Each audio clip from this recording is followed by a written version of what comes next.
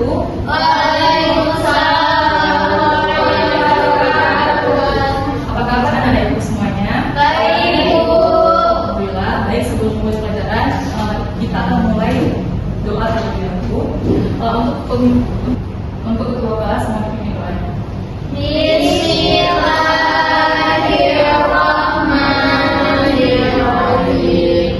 Rabbi shrah sadri wa yassir li amri wahlul 'uqdatam min lisani yafqahu qawli. Rabbi zidni ilman warzuqni fahman. Amin.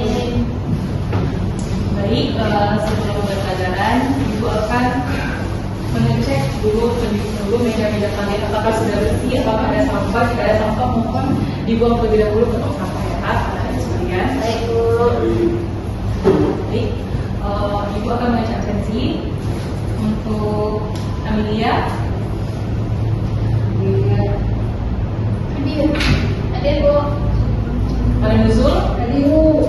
Sartika, Viola, Hadir, Bu. Safran Ayu.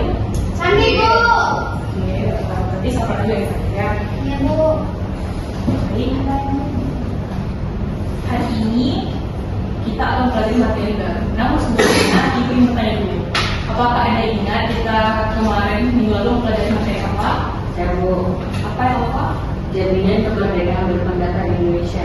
Oke, tepat sekali. Jadi kemarin kita mempelajari mengenai jaminan warga Indonesia dalam berpendapat. Artinya ada landasan yang bisa tertulis dalam undang-undang untuk warga Indonesia itu dapat berpendapat secara konstitusional.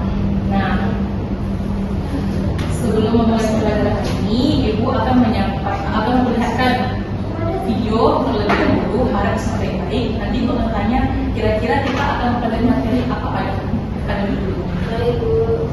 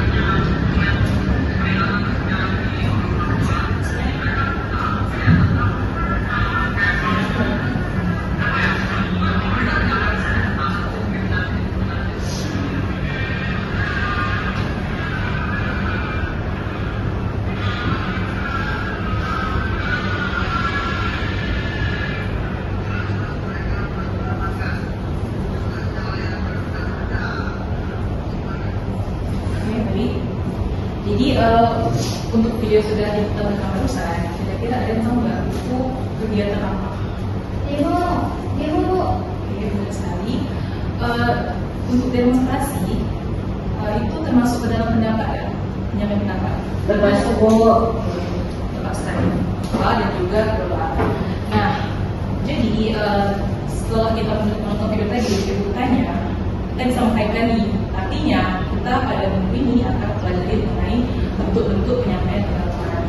Nah, di mengenai ini biasanya bagaimana sih orang menyampaikan pendapat? Apa yang bisa jawab? Saya, Bu. Oke, Lewat berbicara langsung, Bu. ada yang lain? Lewat media sosial, Bu. Nah, betul. Artinya pendapat itu bisa disampaikan lewat banyak cara. Sekarang kita akan pelajari mengenai bentuk-bentuk secara lengkap. Ya, Bu penyanyi.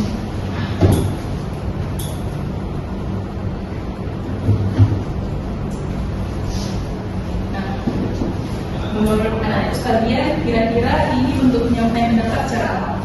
Secara besar-besaran. Secara terbuka, Bu. Secara pidato, Bu. Oke, kurang tepat tapi ibu orang tulis. Jadi ini adalah salah satu bentuk penyampaian pendapat secara lisan. Nah, secara lisan ini menggunakan kata-kata diucapkan secara langsung, dan ini meliputi seperti adanya pidato, adanya wawancara, diskusi, juga bentuk komunikasi secara langsung, dan juga bisa diberikan argumen secara langsung. Jadi bentuk penyampaian pendapat secara langsung ini artinya adalah seseorang itu menyampaikan gagasan di hadapan orang lain. Jadi penyampaian pendapat ini tuh bersifat spontan dan juga memungkinkan terjadinya interaksi antara satu orang dengan orang lain. Oke, selanjutnya ada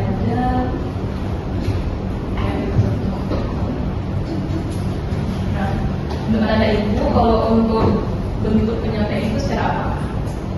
Secara menulis. Nah, tepat sekali. Coba kasih tepuk kepada saya. Ini adalah bentuk penyampaian secara tulis. Artinya, untuk penyampaian secara tulis ini bentuknya itu beragam. Contohnya, ada dari surat, ada dari koran, ada dari pamflet, poster, dan juga selembaran kertas. Untuk sekarang berzamannya digital. Biasanya media koran itu sudah ada dalam bentuk digital, nggak cuma media cetak doang, dan juga ada di unggahan media sosial. Selanjutnya, pendapat dapat dituangkan dalam bentuk tulisan, ada gambarnya, dan juga video yang kemudian diunggah melalui berbagai platform sosial media. Setelah itu kita akan masukkan dalam bentuk penyampaian di muka umum.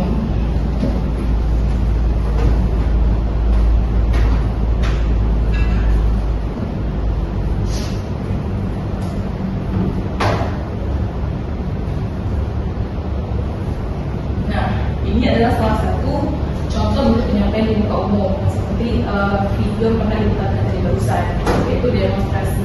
Jadi ini dilakukan untuk menyuarakan persatuan bagi apa sih aspirasi yang ingin disampaikan oleh masyarakat kepada pemerintah. Selanjutnya di sini adalah pawai. Nah, contoh ini adalah pawai Cap Gome Fisikawa. Jadi pawai ini merupakan atraksi budaya sama hiburan dan juga wujud toleransi antara agama, antar suku. Kota Singkawang bahkan pernah disebut sebagai kota paling toleran di Indonesia. Di sini ada juga rapat umum. Selanjutnya ada juga mimbar bebas, artinya kegiatan penyampaian dalam muka umum dilakukan oleh orang tanpa tema tertentu, artinya dilakukan juga secara spontan. Seperti seperti media massa. Untuk media massa ini seperti koran tadi, atau juga misalnya postingan masyarakat opininya di media sosial.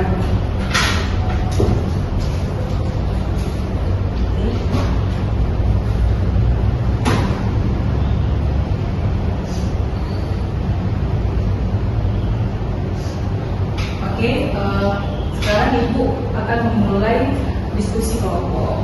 Jadi Ibu akan membagi dalam 4 kelompok. Dalam 3 kelompok. Jadi nanti setiap kelompok akan mendiskusikan pertanyaan yang akan diberikan kepada anak-anak itu sekalian.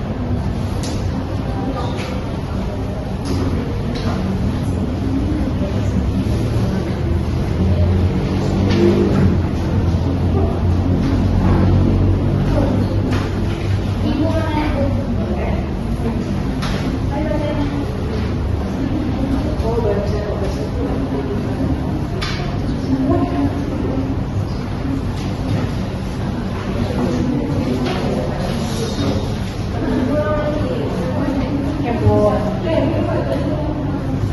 Ini kelompok 1, kelompok 2, kelompok 3. Dia nanti silakan dilihat pertanyaannya ya.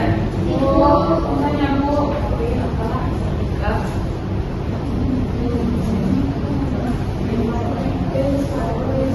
Kelompok 3 ya.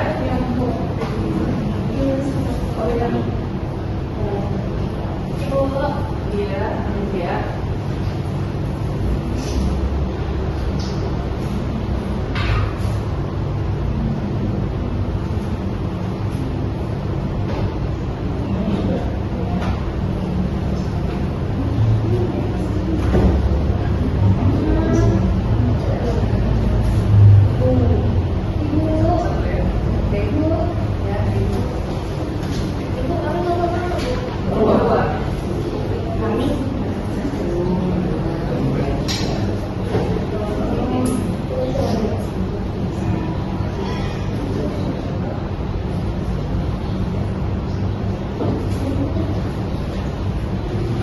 Sudah Bu. Oke, untuk Bapak Ibu yang mau bisa menunjukkan boleh.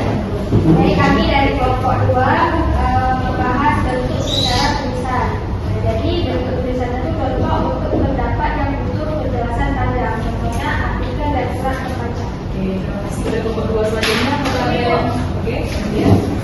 Jadi kami dari kelompok 1 kami membahas bentuk instan Bu. Jadi bentuk ini tuh digunakan saat ingin menyampaikan pendapat langsung. Contohnya itu seperti berdiskusi di kelas dan menyampaikan kritik dalam soal pengarahan tersebut. Oke, terima kasih kepada kelompok 1 terakhir. Kelompok 3, apakah sudah selesai diskusinya? Nah Bu, lagi dikit lagi. Oke, Nah Bu, silakan.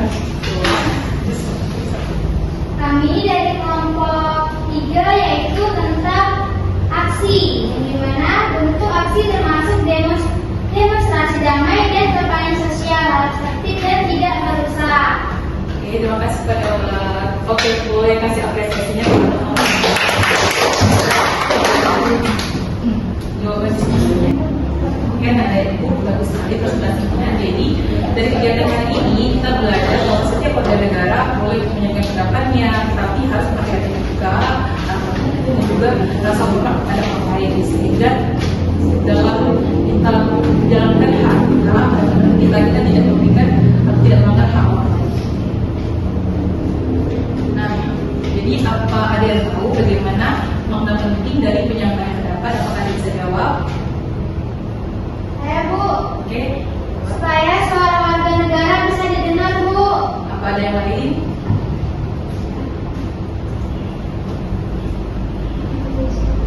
Saya Bu, Kalisra. dan bisa ikut berperan dalam kehidupan demokrasi. Oke, kasih pos dulu. Jadi intinya menyampaikan pendapat itu adalah hak, tetapi harus dilakukan dengan sopan, bijak, dan juga tidak memberikan orang lain.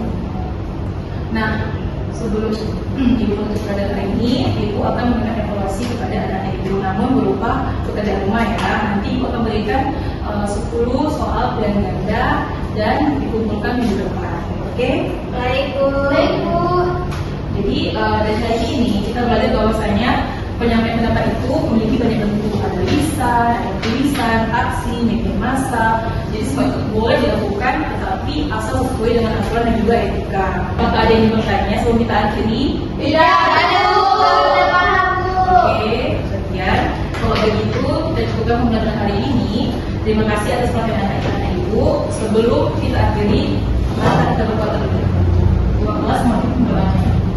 Subhanakallahumma wa bihamdika asyhadu an la ilaha illa anta astaghfiruka wa atubu ilaik. Ya. Assalamualaikum warahmatullahi wabarakatuh.